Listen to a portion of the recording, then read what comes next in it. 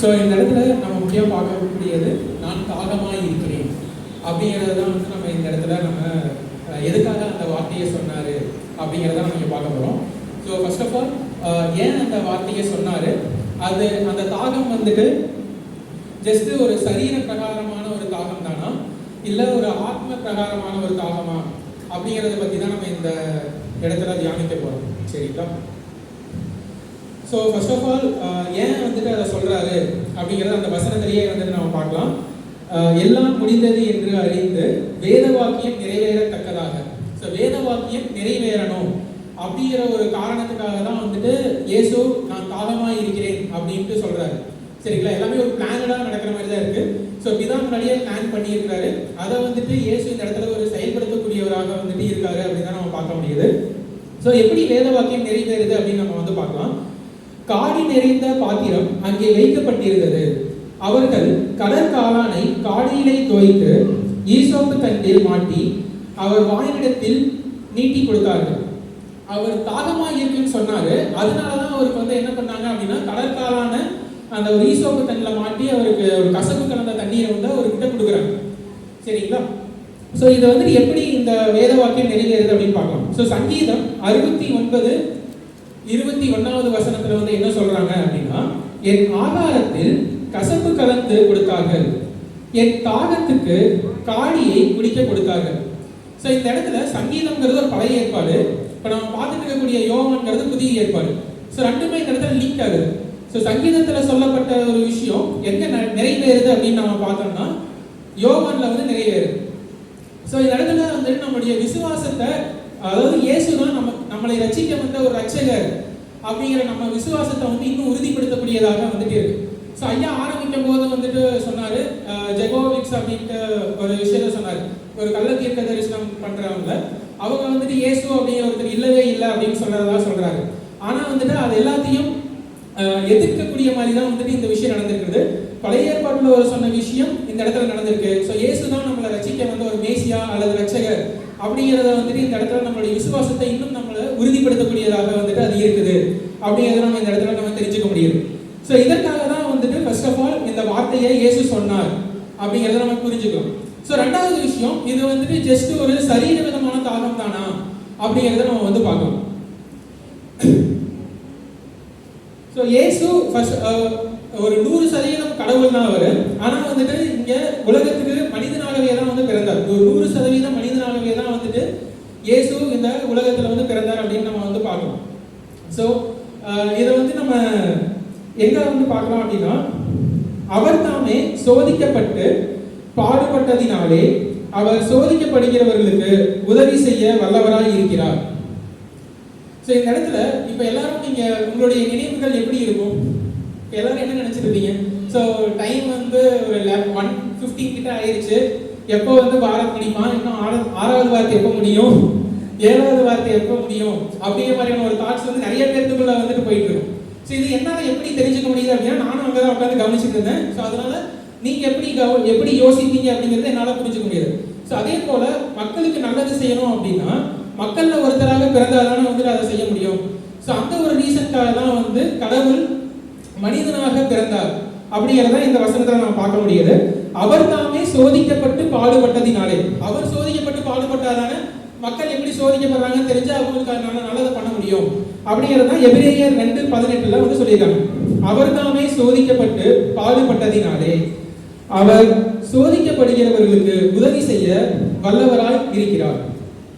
So அவர் 100% ஒரு மனிதனாக இருந்தாரு. அவர் மனிதனாக இருந்தாலுமே கூட ஏதாச்சும் பாவங்கள் செஞ்சாரா அப்படின்னு பார்க்கும்போது அவர் கடைசி வரைக்கும் எந்த ஒரு பாவமே செய்யல.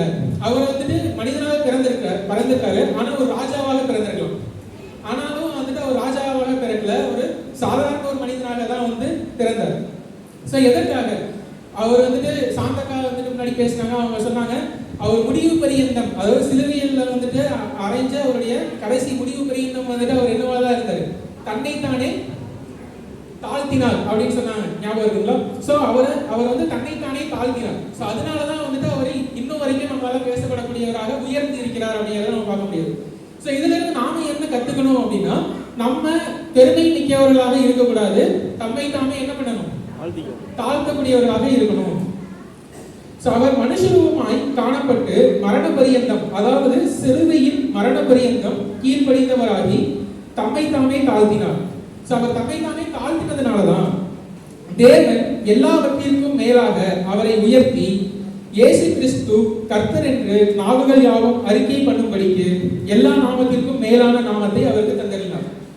அதனாலதான் வந்துட்டு இயேசு கிறிஸ்து தான் எல்லா நாமத்திற்கும் மேலான நாமம் அப்படின்ட்டு இதா வந்துட்டு அவருக்கு ஒரு அடையாளத்தை வந்து கொடுத்திருக்காரு அப்படிங்கிற வந்து இங்க பார்க்கலாம். இதை வந்துட்டு நம்ம என்ன சொல்லலாம் அப்படின்னா, அவருடைய ஒரு பிசிக்கலா அவர் பட்ட ஒரு தாகத்தை வச்சு நம்ம பார்க்கும்போது அது எல்லாமே தெரியுது. அது இல்லாம அவர் எந்த ஒரு பாவங்களையுமே வந்துட்டு அவர் கடைசி வரைக்கும் வந்து செய்யவே இல்லை. இப்போ வந்து நம்மளுக்கு ஒருத்தங்க வந்து அட்வைஸ் பண்றாங்கன்னு வச்சுக்கலாம், இந்த மாதிரி பண்ணணும் அந்த மாதிரி பண்ணணும் அப்படின்ட்டு பண்றாங்க. அப்ப நம்ம என்ன சொல்லுவோம்? டைரக்டா சொல்லணும்னாலும் மனசுக்குள்ள என்ன நினைப்போம்? முதல்ல வந்துட்டு நீங்க அதை பண்ணுங்க, அதுக்கு பிறகு வந்து எங்களுக்கு சொல்லுங்க அப்படின்னு நம்ம வந்து சொல்லுவோம் தானே. ஆனா வந்துட்டு கர்த்தர் வந்துட்டு எப்படி வாழணும் அப்படிங்கிறது முன்னாடி வாழ்ந்து காமிச்சிட்டாரு. இந்த மாதிரி தான் வாழணும் அப்படிங்கிறது. அதை நம்ம வந்துட்டு அந்த மாதிரி ஒரு வாழ்க்கையை நம்ம வாழணும் அப்படிங்கிறது தான் கர்த்தர் வந்து எதிர்பார்க்கிறாரு. அதுதான் வந்து அந்த தாகம் அப்படின்னு வந்து நம்ம இந்த இடத்துல சொல்ல முடியும். ரெண்டாவது, இது ஒரு சரீர பிரகாரமான தாகமாக மட்டும் இல்ல, ஒரு ஆத்ம ரீதியான ஒரு தாகமாகவும் வந்துட்டு இருக்கு அப்படிங்கிறத நம்ம எங்க பார்க்கலாம் அப்படின்னா, யோவான் 4:8 ஒரு சமாரிய நாட்டுக்கு வந்து இயேசு வந்து போவார். அங்க வந்து ஒரு ஸ்திரீ வந்து என்ன பண்ணிட்டு இருப்பாங்க அப்படின்னா, ஒரு கிணத்துல இருந்து தண்ணி எடுத்துட்டு இருப்பாங்க. அப்போ வந்துட்டு அவர் தாகத்துக்கு தண்ணி இருக்கா அப்படின்றத அந்த இடத்துல கேட்பாங்க. அந்த கான்வர்சேஷன் வந்து எப்படி இருக்கும் அப்படின்னா, ஃபர்ஸ்ட் அவருடைய ஒரு சரீர பிரகாரமான தாகத்துக்கான தண்ணியால தான் வந்து அதை கேட்பாரு. ஆனா லாஸ்ட்ல வந்து அது முடியக்கூடியது வந்து எப்படி இருக்குன்னா, ஒரு ஆத்ம ரீதியான தாகத்தை தீர்க்கக்கூடிய தண்ணீரை நான் உங்களுக்கு தரேன் அப்படின்ட்டு வந்து இயேசு சொல்லி முடிப்பாரு. அந்த வசனத்தை நான் இங்க சொல்றேன் பாருங்க. அப்பொழுது சமாரிய நாட்டாராகிய ஒரு ஸ்திரீ தண்ணீர் மொள்ள வந்தால் இயேசு அவளை நோக்கி தாகத்துக்கு தா என்றார். இதுக்கு நடுவில் நிறைய வசனங்கள் இருக்கு. நான் லாஸ்ட் வசனத்துல படிக்கிறேன். நான் கொடுக்கும் தண்ணீரை, ஃபர்ஸ்ட் அவரு தண்ணீரை, எனக்கு தாகத்துக்கு தண்ணீரை தான் அப்படின்னு வந்து கேட்டாரு. ஆனா லாஸ்ட்ல வந்து அந்த லாஸ்ட் வசனம் முடியும் போது வந்து பாருங்க, யோவான் 4:14, நான் கொடுக்கும் தண்ணீரை குடிக்கிறவனுக்கோ ஒரு காலம் தாகம் உண்டாகாது, நான் அவனுக்கு கொடுக்கும் தண்ணீர் அவனுக்குள்ளே நித்திய ஜீவ காலமாய் ஊறுகிற நீரூற்றாய் இருக்கும் என்றார். கர்த்தர் கொடுக்கக்கூடிய தண்ணீர் வந்து பாத்தீங்கன்னா ஒரு தீரக்கூடிய ஒரு தண்ணீராக இருக்காது, எப்பவுமே ஒரு ஜீவ ஊற்றாக நமக்கு கிடைக்கக்கூடிய ஒரு தண்ணீராக வந்துட்டு இருக்கும் அப்படின்ட்டு அவர் ஒரு சரீர பிரகாரமான தாகத்தை மட்டும் அந்த இடத்துல சொல்லல, ஒரு ஆத்ம ரீதியான தாகத்தையும் வந்து அந்த இடத்துல சொல்றாரு அப்படிங்கிறது நம்ம இந்த இடத்துல நம்ம புரிஞ்சுக்க முடியும். இதுல ஒரு நடுவில் வந்து ஒரு எக்ஸ்பிளனேஷன் பார்க்கலாம், ஒரு கதை மாதிரி. இப்போ நீங்க வந்துட்டு எல்லாரும் ஒரு பாலைவனத்துக்கு போயிட்டீங்க, சரிங்களா? ஒவ்வொருத்தரும் ஒரு பாலைவனத்துல இருக்கிறதா கன்சிடர் பண்ணிக்கோங்க. உங்கள்கிட்ட வந்து தண்ணியே இல்லை. ஆனா வந்து அந்த ஒரு சிப் ஆஃப் வாட்டர் குடிச்சீங்கன்னா தான் வந்துட்டு உங்களால உயிர் வாழ முடியும் அப்படின்னு வந்து வச்சுக்கலாம். அப்போ வேற ஒருத்தர் வந்து வராங்க, அவர் வந்துட்டு அவங்க கிட்ட இருக்கக்கூடிய தண்ணீர் உங்ககிட்ட கொடுத்துறாங்க. அதனால நீங்க உயிர் பிழைச்சிடுறீங்க. ஆனா அவரு தண்ணீர் குடிக்க முடியாம என்ன பண்ணிடுறாருன்னா இறந்து போயிடுறாரு. இந்த இடத்துல அவங்களுக்கு நீங்க ஒரு நன்றி சொல்லுவீங்க தானே? அது ஜஸ்ட் ஒரு தேங்க்ஸ் மட்டும் சொல்லிட்டு முடியக்கூடியதாக இருக்குமா? ஜஸ்ட் ஒரு தேங்க்ஸ் அப்படின்னு சொல்லிட்டு அது முடிஞ்சிருமா? எவ்வளவு உணர்வுடையதாக இருக்கணும். நம்ம அதை வந்துட்டு அவங்க வந்து அந்த தண்ணீரை நம்ம கொடுக்கலன்னா நம்ம உயிரே வாழ முடியாது அப்படிங்கிறது நம்ம கண்டிப்பா ஒரு உணர்வு சொல்லக்கூடிய ஒரு நன்றியாக தான் வந்துட்டு இருக்கும். அந்த மாதிரி நம்ம வந்துட்டு கர்த்தர் நமக்காக தாகமா இருக்காருன்னா நமக்கான தண்ணீரை கொடுத்துட்டு, ஜீவ தண்ணீரை கொடுத்துட்டு அவர் வந்து என்னவா இருக்காரு, இறந்துட்டாரு, சரிங்களா? நம்ம வந்துட்டு அவருக்கு நன்றி உணர்வு உள்ளவர்களாக இருக்கணும். ஜஸ்ட் ஒரு நன்றி சொல்லக்கூடியவர்களாக மட்டும் இல்லை, அதை உணர்ந்து சொல்லக்கூடியவர்களாக வந்துட்டு இருக்கும், சரிங்களா? கர்த்தருக்கு மட்டும் இல்லை, நம்மளுடைய உலக பிரகாரமான வாழ்க்கையிலுமே கூட வந்து நன்றி உணர்வு உள்ளவர்களாக இருக்கணும் அப்படிங்கிறது தான் இயேசு தாகமா இருக்காரு. இப்போ எல்லாருக்கும் நான் வந்துட்டு ஒரு 2 ஒயிட் ஷீட் தரேன்னு வச்சுக்கலாம். எல்லாத்துக்கும் வந்துட்டு நான் எல்லாத்துக்கும் 2 ஒயிட் ஷீட் வந்து தரேன், ஒரு பென் தரேன். இப்போ ஃபர்ஸ்ட் ஒயிட் ஷீட்ல வந்துட்டு நீங்க என்ன எழுதணும்னா உங்களுக்கு யாரெல்லாம் தீங்கு செஞ்சாங்க அப்படிங்கிறது எழுதணும். ரெண்டாவது ஒயிட் ஷீட்ல வந்து நீங்க என்ன எழுதணும்னா யாரெல்லாம் உங்களுக்கு நல்லது செஞ்சாங்கன்னு எழுதணும், சரிங்களா? இப்போ ஜஸ்ட் நீங்க கன்சிடர் பண்ணுங்க, நீங்களே யோசிச்சு பாருங்க, உங்களோட எந்த ஷீட் வந்து வேகமா ஃபில் ஆகும்? நல்லது செஞ்ச சீட்டா இல்ல இந்த தீமை செஞ்சவங்க சீட்டா? தீமை செஞ்சவங்க தான் நம்ம ஈஸியா ஞாபகம் வச்சுக்கலாம். நன்மை செஞ்சவங்க வந்து நம்ம என்ன பண்ணிடலாம், மறந்துட்டு போயிடலாம். ஸோ கரெக்டாக. ஸோ நம்ம வந்துட்டு நன்மை செஞ்சவங்களை வந்துட்டு மறக்கக்கூடாது, அவங்களுக்கு நன்றி உள்ளவர்களாக இருக்கணும். ஆனால் தீமை செஞ்சவர்கள் நம்ம என்ன பண்ணிடணும்? மறந்துடணும். ஸோ மறந்துடணும், மன்னிச்சிடணும் ப்ளஸ் மறந்துடணும் அப்படிங்கிறதான் வந்துட்டு முக்கியமான நீங்கள் பார்க்கணும். ஸோ நீதிமொழிகள் 23:7 இருதயத்தின் நினைவு எப்படியோ அப்படியே அவன் இருக்கிறான். ஸோ நம்மளோட இருதயத்தின் நினைவு வந்துட்டு எப்படி இருக்குதோ அதே போல தான் நாம் இருக்கிறோம் அப்படின்னு வந்து சொல்லுது. ஸோ நம்ம நன்மை செய்கிறவர்களை நம்ம நினைச்சிட்டு இருக்கோம் அப்படின்னா நம்ம வாழ்க்கையும் நன்மையானதாக இருக்கும். அதே நம்ம தீமை செஞ்சவங்களை மட்டும் தான் நினைச்சிட்டு இருக்கோம் அப்படின்னா தீமையானதாக இருக்கும். ஸோ இன்னைக்கான நீங்கள் ட்ரை பண்ணி பாருங்க. எல்லாரும் 2 ஷீட் ஆஃப் பேப்பர் எடுத்துட்டு நன்மை செஞ்சவங்க யாரெல்லாம், தீமை செஞ்சவங்க யாரெல்லாம் அப்படின்னு எழுதி பாருங்க. ஸோ தீமை செஞ்சவங்க கூட இருக்குங்க, அவங்கள மறந்துடுங்க. நன்மை செஞ்சவங்களை வந்துட்டு எழுதிட்டு அவங்க அந்த நன்மையை அந்த நேரத்தில் அந்த இடத்துல செய்யல அப்படின்னா உங்களுடைய நிலை என்ன இருக்கும் அப்படிங்கிறத கொஞ்சம் யோசிச்சு பாருங்க. ஸோ கர்த்தர் அந்த டைம்ல சிலுவையில் நமக்காக உயிரை விட்டாரு அப்படிங்கும் போது அந்த டைம்ல அவருக்கு நம்ம என்ன நன்றி செலுத்தணும். அதே போல உங்களுக்கு இந்த உலக பிரகாரமான வாழ்க்கையில உங்களுக்கு உதவி செஞ்சவங்களுக்கு நீங்க வந்துட்டு நன்றி சொல்லி பாருங்க. அந்த இடத்துல எழுதி என்னென்ன நன்றி நன்மை செஞ்சிருக்காங்க அப்படிங்கறத எழுதி நீங்க வந்து நன்றி சொல்லி பாருங்க. எப்படி இருக்குன்னு அப்புறமா சொல்லுங்க. ஸோ எல்லா காவலோடும் உன் இருதயத்தை காத்துக்கொள், அதனிடத்தில் நின்று ஜீவ ஊற்று புறப்படும். ஸோ நம்ம எல்லா காவலோடும் நம்ம இருதயத்தை என்ன பண்ணணும்? நன்மையினால காத்துக்கொள்ளணும். ஸோ தீமையான விஷயங்களை நம்ம மனதுக்குள்ள என்ன பண்ணவே விடக்கூடாது, உள்ள விடவே கூடாது. ஸோ அப்படி இருக்கும் போது தான் நமக்கு வந்து என்ன கிடைக்கும் அப்படின்னா ஜீவ ஊற்று அப்படிங்கிறது நம்மளோட இருதயத்திலிருந்து புறப்படும். சரிங்களா? நீ தீமையினாலே வெல்லப்படாமல் தீமையை நன்மையினாலே வெல்லு. ஸோ ரோமர் 12:21 வந்து சொல்லியிருக்காங்க. ஸோ தீமையை வந்துட்டு நம்ம தீமையை பார்க்கக்கூடாது, அதில் இருக்கக்கூடிய ஒரு நன்மையை வந்துட்டு நம்ம எப்பவுமே எடுத்துக்கணும் அப்படிங்கிறத வந்துட்டு எப்பவுமே மனசுல வச்சுருங்க. ஸோ இந்த இடத்துல நம்ம நன்றி உடையவர்களாக இருக்கிறோம் அப்படின்னா நமக்கான அட்வான்டேஜஸ் வந்து என்னென்ன, நமக்கு கிடைக்கக்கூடிய நன்மைகள் என்ன அப்படிங்கிறத வந்து நம்ம இங்கே பார்க்கலாம். 5 அப்பங்களையும் 2 மீன்களையும் எடுத்து வானத்தை அண்ணாந்து பார்த்து ஆசீர்வதித்து. ஸோ ஆசீர்வதித்து அப்படின்னா வந்துட்டு இன்னொரு மீனிங் என்னன்னா நன்றி சொல்லுது.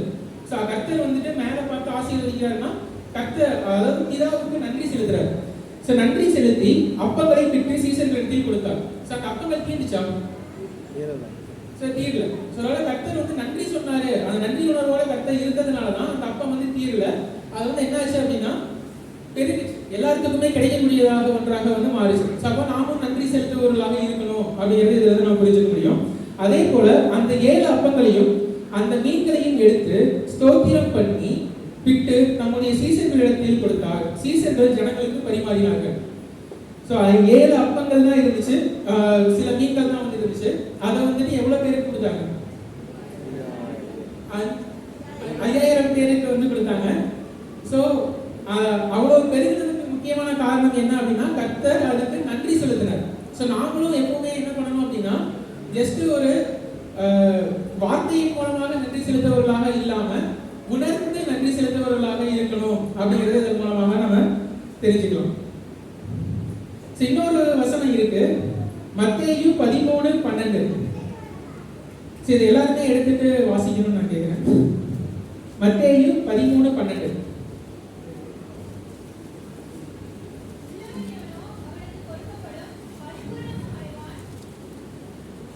இல்லாதவன் எவனோ அவனிடத்தில் உள்ளதும் எடுத்துக்கொள்ளப்படும். சரி, இதை வந்துட்டு பாஸ்டரையா வந்துட்டு அந்த பைபிள் குவிசஸ் வந்து வைப்பாங்க. அதில் வந்து நிறைய தடவை வந்துட்டு இந்த வசனங்கள் வந்து கொடுத்துருக்காங்க. நான் ஒவ்வொரு தடவை படிக்கும் போதுமே கூட இது எனக்கு புரியாத மாதிரியே இருந்திருக்கும்.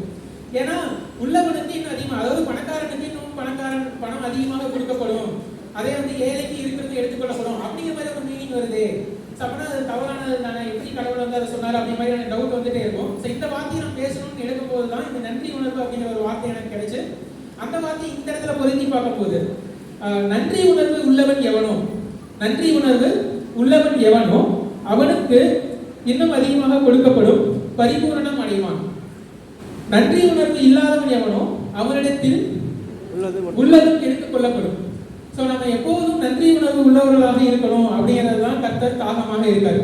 நாம தாழ்மை உள்ளவர்களாகவும் மற்றவர்கள் மீது அன்பு செலுத்துவவர்களாகவும் மன்னிப்பு செலுத்துவர்களாகவும் இருக்கணும். அதுக்கு தான் வந்து கர்த்தர் தாகமாக இருக்காரு அப்படிங்கிறதான் நம்ம இதுல இருந்து நம்ம தெரிஞ்சுக்கிறோம். நன்றி. கடைசியாக ஒரு பாடல் மாதிரி இருந்துச்சு.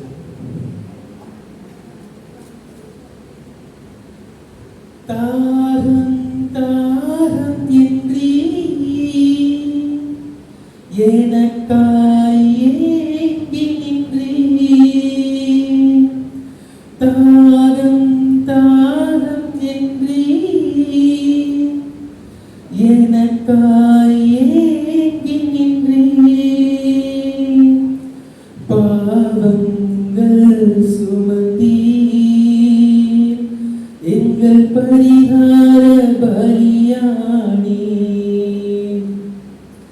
பாவங்கள் சுமந்தீ எங்கள் பரிகார பலியானே, அன்பே கல்வாரி அன்பே உம்மை பார்க்கையிலே என்